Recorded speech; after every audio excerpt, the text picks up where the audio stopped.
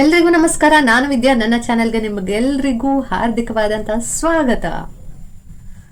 ಮೊದಲು ಪ್ರೇಯರ್ ಇಂದ ಸ್ಟಾರ್ಟ್ ಮಾಡೋಣ.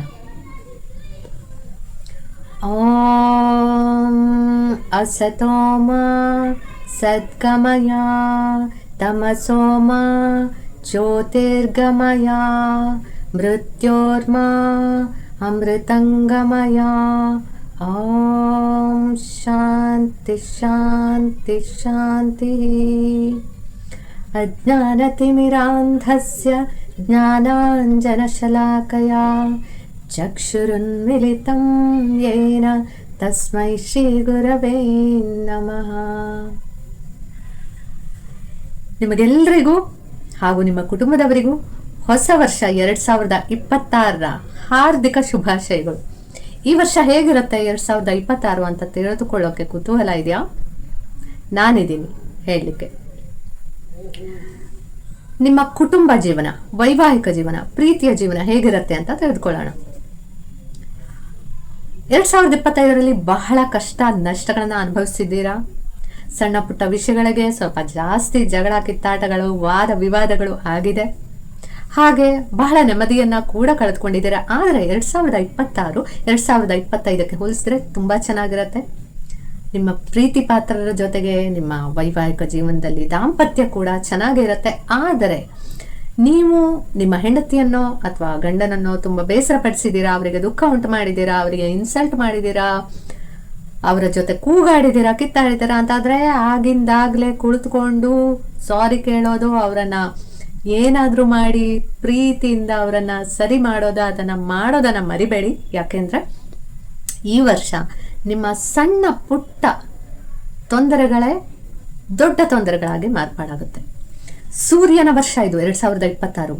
ಸೂರ್ಯನ ಕ್ವಾಲಿಟೀಸ್ ಅನ್ನ ನಾವು ಅಳವಡಿಸ್ಕೊಂಡ್ರೆ, ಒಳ್ಳೆ ಕ್ವಾಲಿಟೀಸ್ ಅನ್ನ, ಆ ಡಿಸಿಪ್ಲಿನ್ ಆಗಿರೋದನ್ನ ಕಲ್ತ್ಕೊಂಡ್ರೆ ಈ ವರ್ಷ ತುಂಬಾ ತುಂಬಾ ಚೆನ್ನಾಗಿರುತ್ತೆ.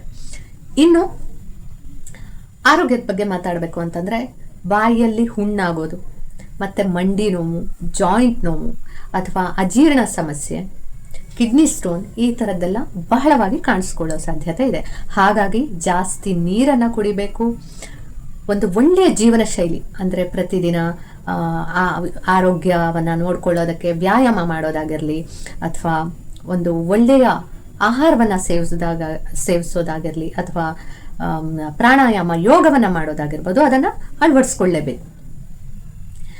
ಇನ್ನು ನಿಮ್ಮ ಉದ್ಯೋಗದ ಬಗ್ಗೆ ಅಥವಾ ಬಿಸ್ನೆಸ್ ಬಗ್ಗೆ, ನಾನೊಂದು ಒಳ್ಳೆ ಬಿಸ್ನೆಸ್ ಸ್ಟಾರ್ಟ್ ಮಾಡಬೇಕು ಅನ್ಕೊಂಡಿದ್ದೀನಿ, ನಾನು ವಿದೇಶಕ್ಕೆ ಹೋಗ್ಬೇಕು ಅನ್ಕೊಂಡಿದ್ದೀನಿ, ನಾನು ನನ್ನ ಉದ್ಯೋಗ ಚೇಂಜ್ ಮಾಡ್ಬೇಕಂತ ನೋಡ್ಕೊಂಡಿದ್ದೀನಿ. ಖಂಡಿತವಾಗ್ಲೂ ಮಾಡಿ. ತುಂಬಾ ಒಳ್ಳೆ ವರ್ಷ ಇದು. ಆದರೆ ನೀವು ತುಂಬಾ ಹಾರ್ಡ್ ವರ್ಕರ್ ಆಗಿರ್ಬೇಕು, ಬಹಳ ಶಿಸ್ತಿನ ಸಿಪಾಯಿ ಆಗಿರ್ಬೇಕು, ತಾಳ್ಮೆ ಇದ್ದವರಾಗಿರ್ಬೇಕು, ಮನಸ್ಸಿನಿಂದ ನೀವು ಒಳ್ಳೆಯ ವ್ಯಕ್ತಿಯಾಗಿರ್ಬೇಕು, ಬಹಳ ಜನರಿಗೆ ನಿಮ್ಮಿಂದ ಉಪಕಾರ ಆಗಿರ್ಬೇಕು. ಅಂದ್ರೆ ನಿಮಗೆ ಈ ವರ್ಷ ನೀವು ಸಂಬಳದಲ್ಲಿ ಹೆಚ್ಚುವರಿ ಬಯಸೋದಾಗಿರ್ಬೋದು, ಅಂದ್ರೆ ಹೈಕ್ ಆಗಿರ್ಬೋದು, ಅಥವಾ ನಿಮಗೆ ಆನ್ ಶೋರ್ ಅಪರ್ಚುನಿಟೀಸ್ ಹೋಗೋದಾಗಿರ್ಬೋದು, ಅಥವಾ ಏನಾದರೂ ಟ್ರೈನಿಂಗ್ ರಿಲೇಟೆಡ್ ಬೇರೆ ಕಡೆಗೆ ಹೋಗಿ ಅಲ್ಲಿ ನಿಮಗೆ ಒಂದು ಒಳ್ಳೆ ರೆಕಗ್ನಿಷನ್, ಅಪ್ರಿಸಿಯೇಷನ್ ಸಿಗೋದಾಗಿರ್ಬೋದು. ಆ ಥರದ್ದು ಖಂಡಿತವಾಗ್ಲೂ ಸಿಗತ್ತೆ. ಇಲ್ಲ ನಾನು ತುಂಬ ಕೆಲಸ ಮಾಡಲಾದ್ರೆ ಕೆಲಸ ಮಾಡೋ ಒಂಥರ ತೋರಿಸ್ಕೊಳ್ತೀನಿ, ನಾನು ಅಷ್ಟೇನು ಒಳ್ಳೆಯವನಲ್ಲಾದ್ರೆ ತುಂಬ ಒಳ್ಳೆಯವನ ಥರ ತೋರಿಸ್ಕೊಳ್ತೀನಿ ಅಂತ ಆದರೆ ಈ ವರ್ಷ ನಿಮಗೆ ಪ್ರಮೋಷನ್ ಆಗಿರ್ಬೋದು, ಹೈಕ್ ಆಗಿರ್ಬೋದು, ಅಥವಾ ಒಂದು ಒಳ್ಳೆ ಅಪ್ರೈಸಲ್ ಸಿಗೋದಾಗಿರ್ಬೋದು. ಖಂಡಿತವಾಗ್ಲೂ ಅದನ್ನು ಎಕ್ಸ್ಪೆಕ್ಟ್ ಮಾಡಬೇಡಿ. ಸೂರ್ಯ ಏನು ರಾಜ, ಒಳ್ಳೆಯ ಗುಣ ಇರೋವನು, ಅವನಷ್ಟು ಡಿಸಿಪ್ಲಿನ್ ಯಾರಿಗೂ ಇಲ್ಲ. ಅದೇ ಕ್ವಾಲಿಟೀಸ್ ಇದ್ರೆ ಮಾತ್ರ ಅವನು ನಿಮ್ಮ ಕೈ ಹಿಡಿದು ಮೇಲೆ ಎತ್ತಾನೆ.